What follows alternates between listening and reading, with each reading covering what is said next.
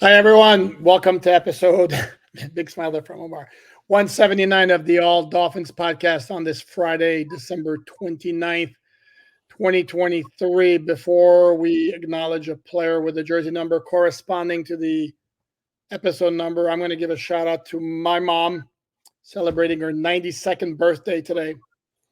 Congratulations. Nice More too. 92. More than likely, she'll never see this podcast, but just in the unlikely event, love you, mom.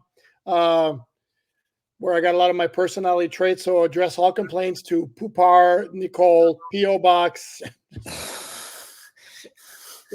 uh, so our player recognition tip of the hat today is actually more of a historical little lesson here because the first go around we actually talked about Wayne Moore and John Giesler, who probably were the two best players to wear that number. So this is going to be more along the lines of perhaps significant moments in Dolphin history. A former first-round pick who wore 79 for the Dolphins, unfortunately didn't really pan out. It was Don Shula's final number one pick, an offensive tackle from the University of Houston by the name of Billy Milner. Damn, I knew I was so close. Yeah. Yeah. Was traded to the St. Louis Rams in the middle of his second season for tight end Troy Drayton. That was a good trade. It was a very good trade, and Billy Milner's career fizzled. He didn't make it past two seasons in the NFL. Somebody related to him, and I don't remember who it was. This is 28 years ago. Reached out to me at the time to indicate that there were shoulder problems, and that's what caused the lackluster performance he had during his time with the Dolphins. So that's the deal. And also today, it's December 29th. On this date in Dolphin history, and this comes up because a little while back when the Dolphins had their tough loss against Tennessee, somebody hit me up on Twitter saying, where would I put that among the most depressing Dolphin losses? And the one that immediately came to mind to me was December 29th, 2002. Dolphins leading New England 24-13, 5 minutes left to clinch a playoff spot. And they lost 27-24 in overtime, got knocked out of the playoffs. That was the year Ricky led the NFL in rushing. That takes care of that business. Now let's forward back to 2023 and today's final injury report day, right, Omar? Yeah. You look dazed. Huh? You look dazed. Like, what's going on? Nothing. Final injury report day. Tyreek's playing. Woohoo! Jalen Waddle is not playing. Bummer. Womp, Womp, womp, womp. Tua's playing. Woo! Let's Who's go. playing? Tua. Woohoo! Let's go. Woohoo and wah wah. Robert Hunt. Robert Hunt is doubtful. Wah, wah. Did participate in a more spirited practice than he had previously done.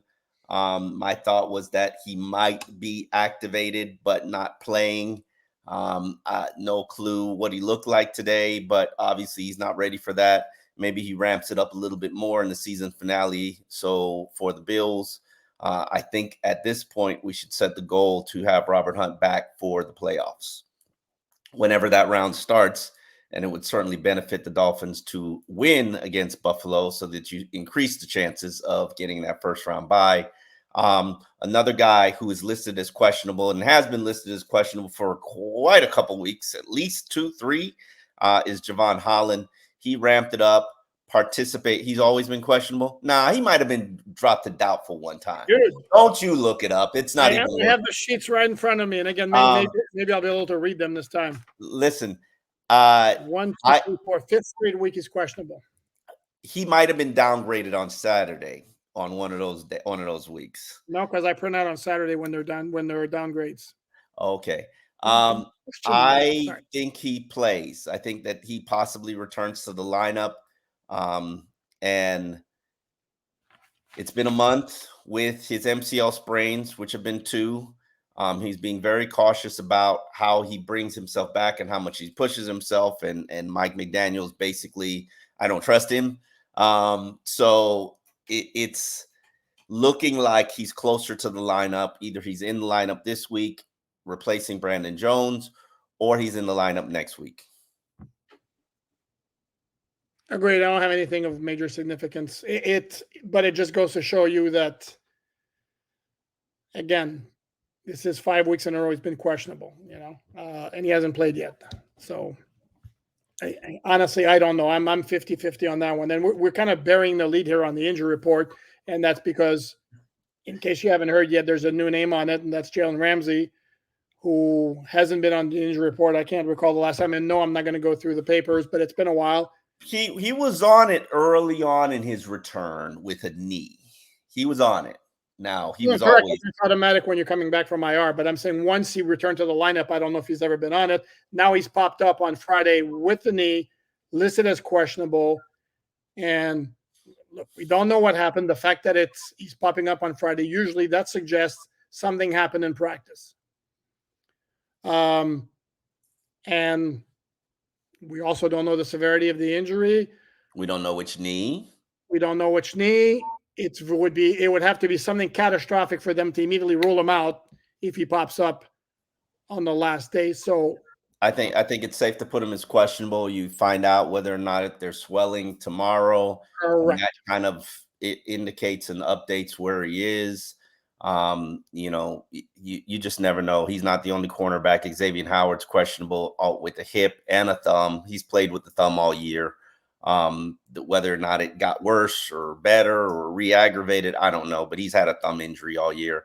Now the hip is something that he's been playing with for, I believe, the past 2 games. No, was last week his first time back? That was a Brandon Jones special. It was a Tennessee game.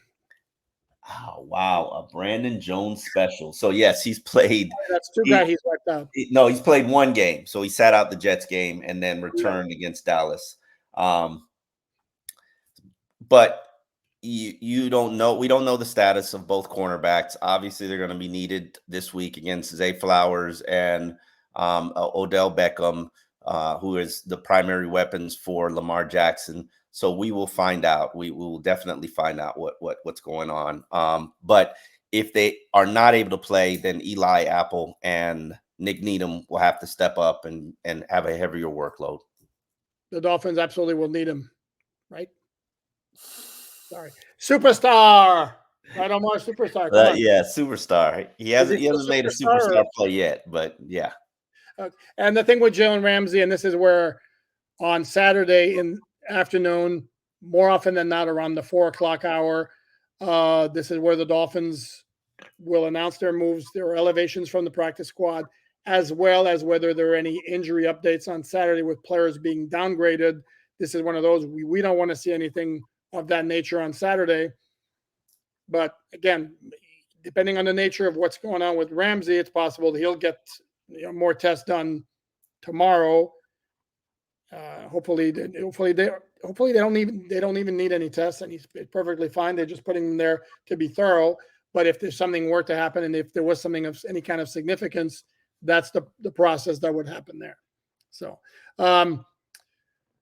those were not the only players on the injury report. Unfortunately, we mentioned how the players we have not mentioned include Lester Cotton, Liam Eichenberg, both of them questionable, and also Raheem Mostert listed as questionable. And I know Mike McDaniel has been very adamant at saying at every turn, Raheem's tough. Not a tree I want to climb.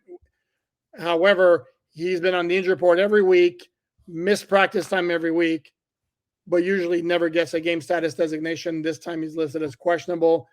Whether that means there's any cause for concern about his availability, I don't know. I'm just stating the fact. Okay. Devon Achane too with the turf toe. He's got no game status designation. Okay, so that lets us know one of the major and Robbie Chosen is out of the concussion protocol and is the first Dolphins player to clear it in 1 week. I would love to tell you that Robbie Chosen is a very pivotal player, especially if Jalen Ramsey does not play because he's a spacer. I'm sorry, not Jalen Ramsey. Jalen Waddle. We got a lot of Jalen's on this team. I apologize. Yes. Jalen Waddle does not play because he's what's classified as a spacer in terms of a guy who can stretch the field, keep you vertically, keep you challenged vertically, with putting a safety over the top, which is very important for this Miami Dolphins offense. Obviously, they have 2 spacers on the field.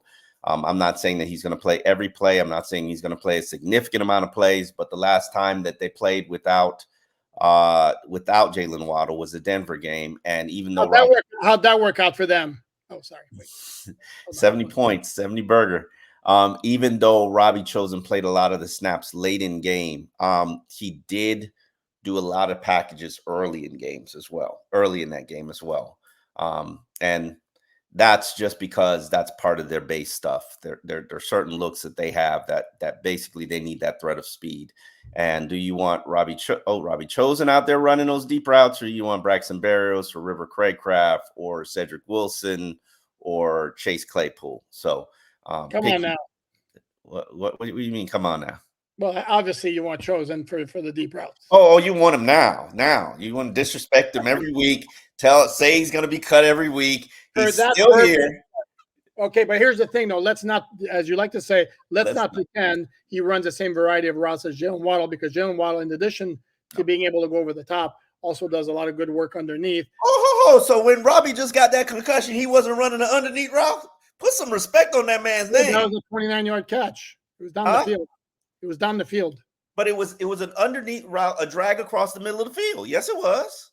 But dude, did you have how many short routes? Are you going to argue the point that Jalen Waddle runs better routes overall?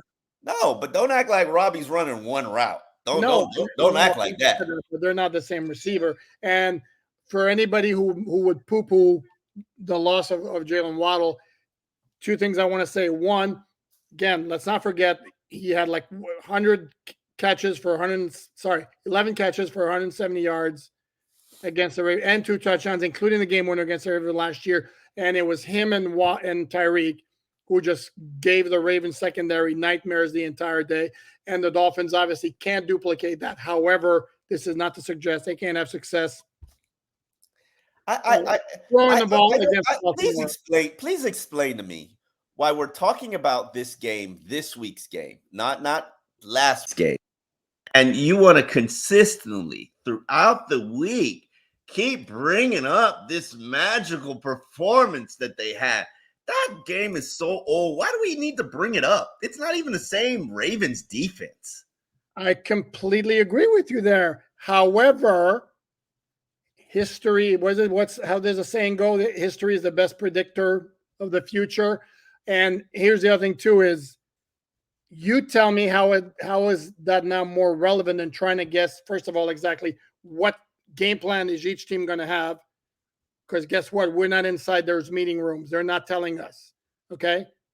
So basically what you look at is what's happened in the past, in the recent past, that could have some relevance. And if you want to flush what happened in week 2 last year as completely, utterly irrelevant, go for it. To me, I think there's some merit to it. And there's also some merit to the fact you could go back 2 years when the Dolphins went blitz crazy on Lamar Jackson, and guess what? They smothered them the entire night. Are they going to do that Sunday? No. But they could they throw some of it at Lamar the way they did that night? Yeah, maybe. That's why, to me, I don't flush recent meetings down the toilet like you do, my friend. Or maybe that's why they call me poop.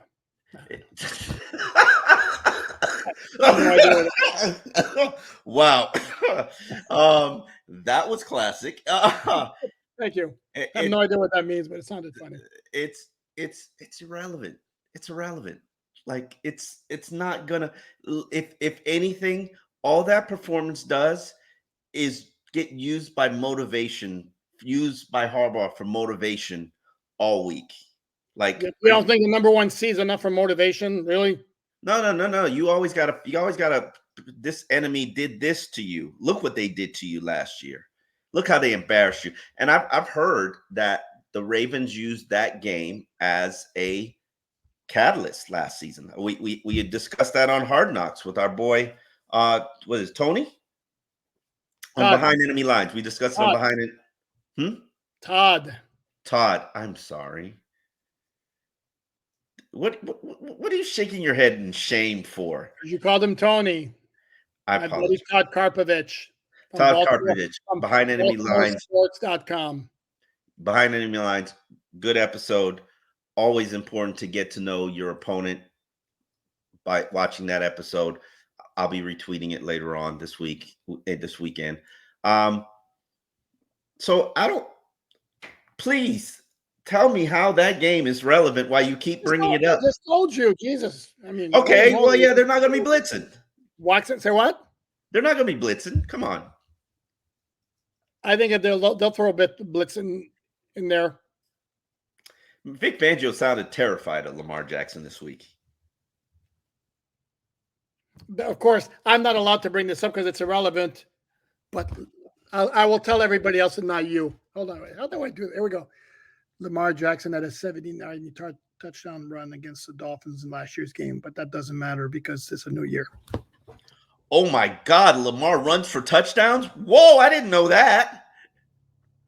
Like, I detect some sarcasm there. broken plays, broken aside. Like, okay. Well, that's the thing. And here's the thing. The biggest key when the Dolphins are rushing is to be very disciplined. And that means, for example, Bradley Chubb and Andrew Van Ginkel from the outside, they need to be careful about not rushing too wide and give Lamar a very easy inside lane, a big lane inside of them to get into open space. And this is where the sack production might go down. And you're going to accept that if it means that he doesn't get loose in the secondary because you don't want him in open space. You don't want anybody in open space. You certainly don't want a guy who runs like a 4-1 or whatever the hell he runs. I mean, the guy's a joke. I mean, how fast he is.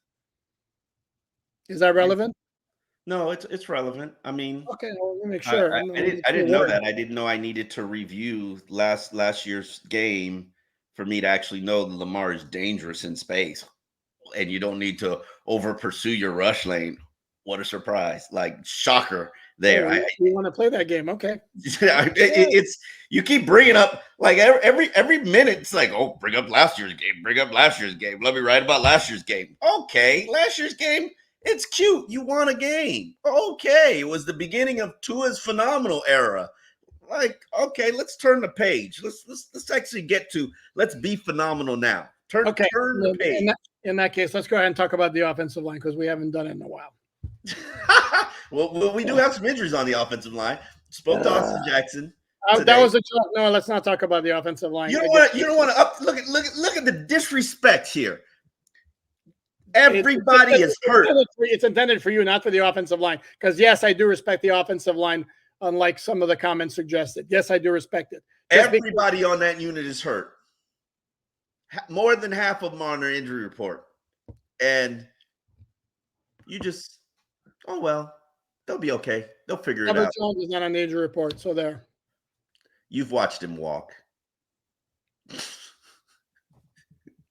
Not on the injury report. Okay. Have you watched him walk? Is it relevant how he walks if he's not on the injury report? Yeah, it's relevant how he walks. That's going to be our word of the day, by the way, relevant. Okay. All right. Relevant. Robert Hunt's not back. Robert Jones is likely going to be starting at right guard.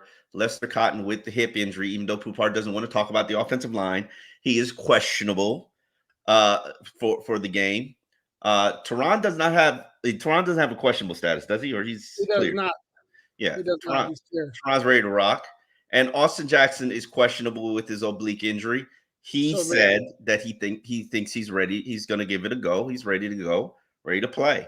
So now that comes down to the medical clearance. If he doesn't play, then Kendall Lamb will more than likely start another game at right tackle.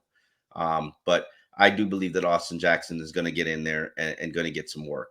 We shall see, though. But the major concern that I have is there's nobody behind anybody else except for Keon Smith. Jonathan Harrison at center.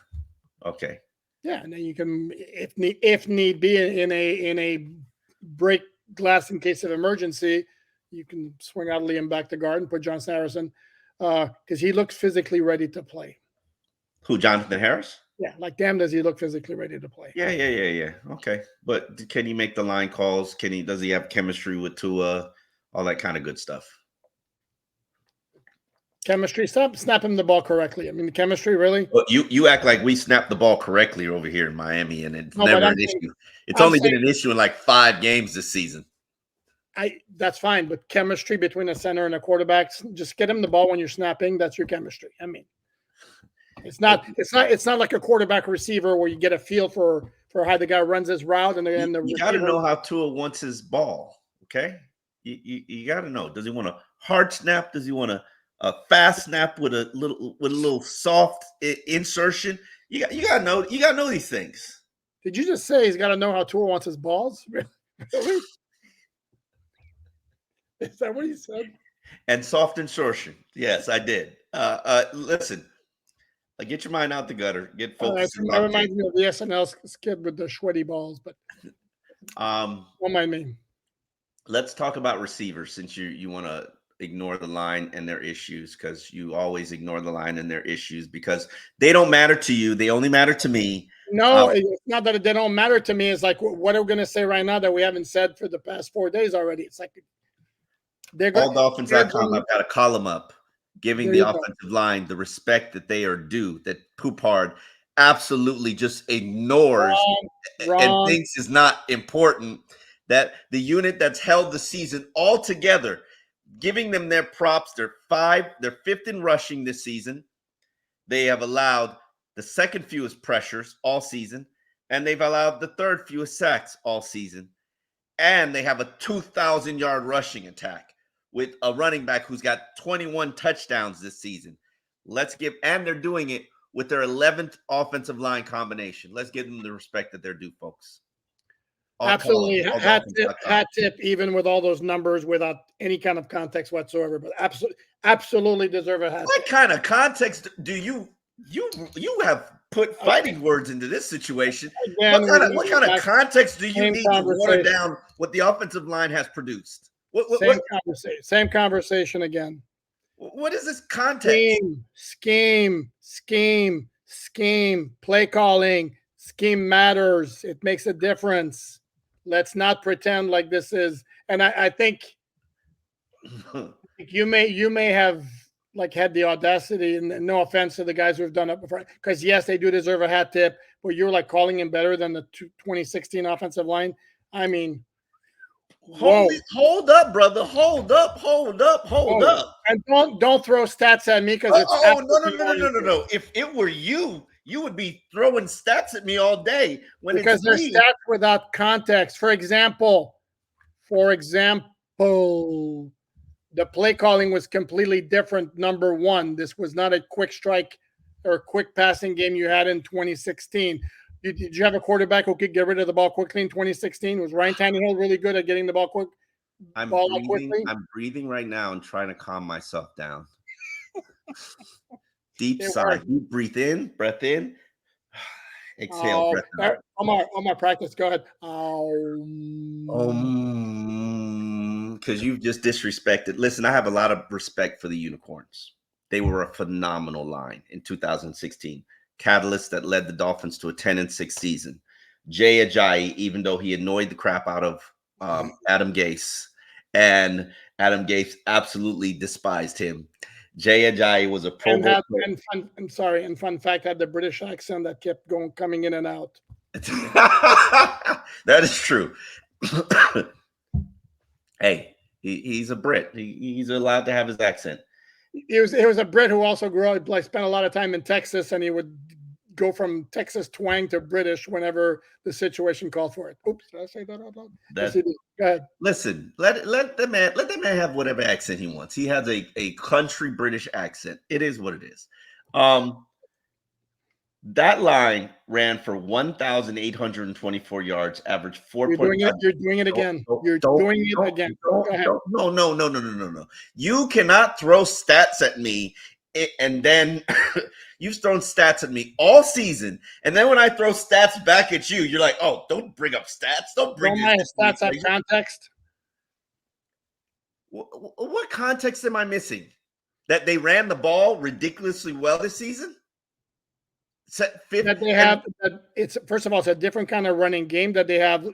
Crazy speed. They ran outside zone last year. They ran inside and outside zone last year. I'm talking about 2016. Yeah, 2016. They ran inside and outside zone. But Forrester, that's his game. They had crazy speed at running back this year. Is Jay Ajayi really a speed back?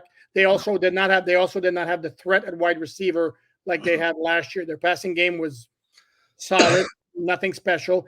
This passing game opens up everything. They had Landry, Parker, and Stills. That's fine. Do any of those 1,000-yard receivers? do any of them open up the offense? Do they any of those are spacers like Hill and Waddle? Kenny Stills was. Does he open up a spread out of defense like Hill or Waddle, or come close to it? No, but scored 9 touchdowns that season. Let me ask you point blank. Scored 9 touchdowns that season. Point blank. And I like it. No, I'm not liking these stills. Point blank. Do you honestly believe, and this is, again, top hit, great job by the offensive line in 2023. Do you honestly believe the 23 offensive line better than the 2016 offensive line? If everybody was healthy, I would. But they've outperformed the 2016 offensive line. If everybody's healthy. If everybody's healthy, they probably could be better than the Unicorns. The Unicorns were phenomenal.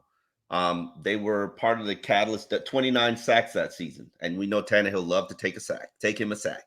So they were part of the reason why that team got to 10-6 and made qualify for the playoffs. However, I would make the argument and fight you to death that this offensive line is one of the major catalysts behind why this team is as successful as they are, right along with the head coach, right along with Vic Fangio, right along with the defense's emergence since Jalen Ramsey has returned, right along with the big play production of Tyreek and Jalen Waddle. Everything. Without the offensive line, none of this would be possible. Because Tua would be under duress. Tua would be hurt. And right now, Tua is under duress, and they're still making it work. Quick passing. What? Quick passing. They do a lot of quick passing. They don't just do quick passing. No, but they do a lot of it, and especially if you recall the Jets game, it was an awful. Yes, absolutely now. Correct. More so than they did earlier in the year, because they don't have the line to protect. Okay, and my argument on that would be that Brandon Albert was a Pro Bowl player. Mike Pouncey was a Pro Bowl player. Laremy Tunsil became a Pro Bowl player. Jermon Bushrod was a Pro Bowl player. And Jawan James was a first-round pick. On this line, even if fully healthy, Teron Armstead's a complete stud Pro Bowl player. Nobody else has ever made the Pro Bowl. Connor Williams was playing at a Pro Bowl level. Put some respect on him. Okay, but he still hadn't made a Pro Bowl. And Robert Hunt's like a Pro Bowl type player, but he still has never made a Pro Bowl. And nobody else on the line other than Isaiah Wynn was a first-round pick. Austin Jackson was a first-round pick. Austin Jackson was playing at a Pro Bowl level. And I'm not saying that he would have finished the year playing at a Pro Bowl level if he was completely healthy, but Austin Jackson was analytically, and I'm not sure if I totally believe in analytics, especially when it comes to offensive line grades, but he was rated a very high offensive tackle in this league. Look, so, they've done a very, very good job. And then whatever joking or shots you think I take at them, I respect what they've done. I don't think that their contribution to the success of the offense is quite what you think it is. Okay, but at least I'm consistent. I'm sorry? I said at least I'm consistent with it. And I'm not? No, you're I just disagree with you. We disagree. And that's perfectly fine. And I also think the 2016 offensive line was, to me, this is where I would say, I mean, it was upper level when it comes to NFL offensive lines. I don't know how many people, maybe outside of you, would say that this 23 offensive line is upper level in terms of the NFL. You're top 5 in everything that offensive lines were rated in. But see, again, well, how about the pure offensive line stats would be those pass block win rate, run block win rate, and I haven't seen those. And and I believe I saw somewhere where they're like 29th in one of those two categories. So again, if you're purely going by team stats of what the offense is doing, that to me is not just strictly about offense. So this is where, to me, that's a stat lacking context. Are they doing their job or are they not Yes, doing they're their doing job? their job, but again, So can everything they is just get a little respect? I already said I gave my hat tip. How many hat tips do you want? Do you want me to get another? About Look, there's another hat here, another hat tip. much. Okay. This one does here. Now it's showing up. Here we go. Come on. There you Okay. go. Let's move Okay. on. Let's move Okay. on. I don't want to beat the Ravens dead injury report. horse. Huh? Ravens injury report. Ravens injury report. Let's do it. Okay. Yes, they rolled out one player that's cornerback Jalen Armour Davis with a concussion. He's not a player who gets a ton of snaps. They also listed 5 players as questionable, starting with wide receiver Zay Flowers, calf injury. He was limited on Friday. Safety Kyle Hamilton, that's the big one. He did not practice Friday, but they didn't rule him out or even make him doubtful. He's listed as questionable. He's got a knee injury. Linebacker Delshon Phillips got a shoulder injury. He also didn't practice Friday, questionable. Cornerback Brandon Stevens, who's a starter, has an ankle injury, also did not practice Friday and is questionable. And then last one is Kevin Zeitler, I'm not sure how to pronounce it, knee quad. He was a full participant in practice, also listed as questionable. Obviously, the big one is Kyle Hamilton. Yes, and Zay Flowers. I don't know what their offense looks like. Obviously, it's going to be heavy Lamar, but I don't know what their offense looks like with Zay Flowers not in the lineup. I would assume that they would have to lean on Rashad Bateman a little bit more, and maybe Nelson Aguilar, who has actually carved up the Miami Dolphins in recent history. So I don't know where he is from an injury standpoint. So that's going to be a very interesting thing to monitor.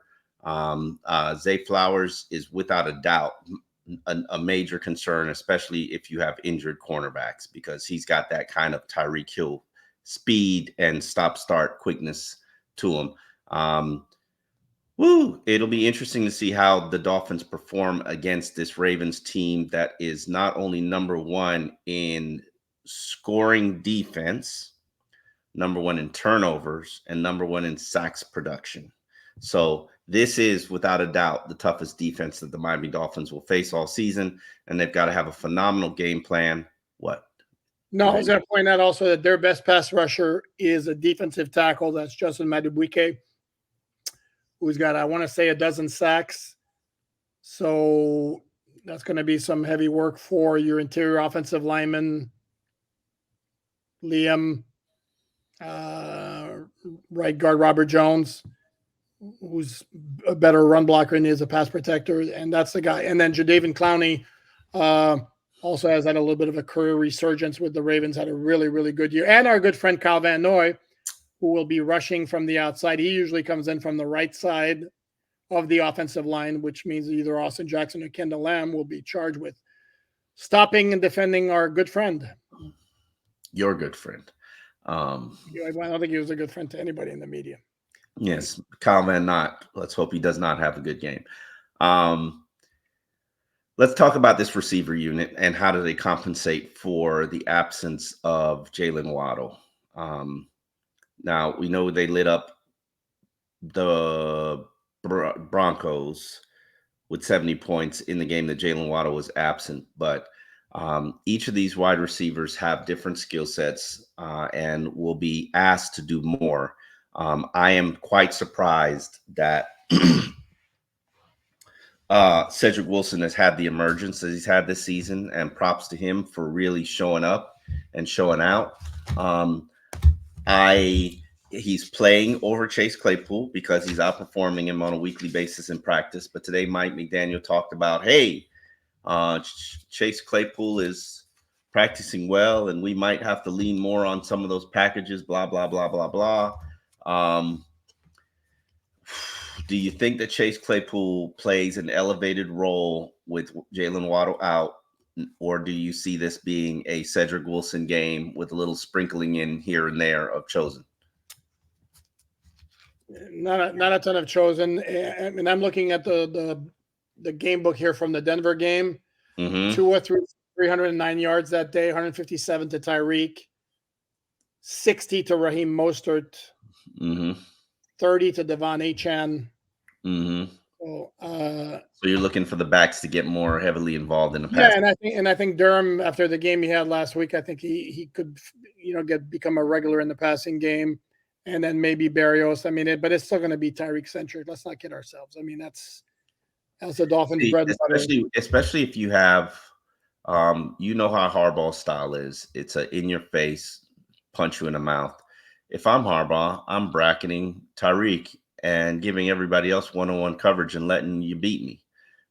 We've also learned that it doesn't necessarily benefit a team to blitz Tua because he's generally going to carve you up if the protection is right. Um, we don't know if the protection is going to be right. So it could be a very interesting strategy. Baltimore, they are no slouches when it comes to the defense and the style that they play. It's actually one of my favorite styles. I expect them to take a lot of Tyreek out and do a Bill Belichick and force the team to beat you left-handed. And here is the thing, Omar, where you would say again, last year's irrelevant, but you would think that the defensive coordinator who was in his second game in charge last year, Mike McDonald, may go back to that tape or that video, or whatever you want to call it, and okay, what we did last year against Tyreek didn't work. We're going to do something else, and we're going to make damn sure he doesn't kill us like he did last year, especially in the fourth quarter. And if they have Kyle Hamilton, by the way, just know this is a guy who is going to be all over the place. They use him to blitz. They use him in coverage. I mean, there was a great play last week on Monday night, actually, where he came in on a blitz, got chop blocked, drew a flag on the play. The play continued. He gets up and he catches a deflected pass for the pick. I mean, that was pretty impressive stuff. But they use him in a lot of different ways. He's one of those like do-it-all type safeties. John Harbaugh, I saw his comment today, like is basically he's going to do whatever he can to get out there. If he can play, he can play. It could be that he's active, but just plays spot snaps here and there. Marlon Humphrey, the other cornerback, or one of the two cornerbacks, is a kind of a ball hawk, but he can be had in coverage. And I can't imagine that the Ravens would want him to cover Tyreek one-on-one because they can't cover. Nobody can cover Tyreek one-on-one. Mm-hmm. So the Kyle Hamilton is really the key. Obviously, he's one of the best safeties in the league. So certainly it's going to be beneficial for the Ravens to have him out there on the field. But it's December. Bodies go down. This is what happens in December football. So everybody needs to put on their big boy pants and suck it up and make it happen for the team. Epic game. Pretty much a lot of things on the line. AFC's number one seed. It is probably, I'm going to say this with a very careful wording so Poupard doesn't come back at me and say, Tyreek, probably will be a MVP disqualifying game where the loser is pretty much out of the race and out of candidacy. So it'll be interesting to see how this plays out and whether or not, with all the chips in the table, the Dolphins are able to put themselves in the ideal situation and position that could help them finish the season exactly where they want to be. See, I was a good boy. I didn't even say anything. And here's the up-to-date playoff picture after Cleveland won last night to clinch a playoff berth. Mm-hmm. It's crystal clear. The Dolphins win their final two games. They're the number one seed. They lose against Baltimore. They cannot be the number one seed. They go 1-1. They're at worst the number two seed. They can be the number one seed by going 1-1 if they win at Baltimore, lose against Buffalo, and then it would require Baltimore to lose against Pittsburgh in Week 18 and Cleveland to lose at Cincinnati. Mm-hmm. So that's how and then it would become a two-way tie with the Dolphins and Baltimore, and the Dolphins would have the tiebreaker, obviously, under the scenario of win and then lose. All of that hurts my brain, but I will let it marinate in there. You know how to find our work, alldolphins.com for free. Subscribe to the podcast. This you don't have to subscribe for. It's just you go, you click on it, and you get all the stories and coverages that you want. We will be back tomorrow for a live podcast show. We have not even discussed the time. That would probably be important. But we will announce it on Twitter and put the link on Twitter when we've determined what time we're going to be doing this live show. So on that note, look forward to seeing you guys tomorrow. Love you, respect you. Have a great weekend. If you're not coming back until maybe after the game, which we'll be doing a live podcast immediately after the game. If you're not coming back after the game, have a happy and merry and safe New Year's Eve. Make responsible decisions and kiss your family and tell them that you love them, because that's important as well. And begin the new year on a great note. So 2024 is right around the corner, and hopefully that's the year that the Miami Dolphins are making a Super Bowl push. Thanks, everyone. And my final word here is to stay consistent with the theme of the day. Stay relevant, my friends. Stay relevant.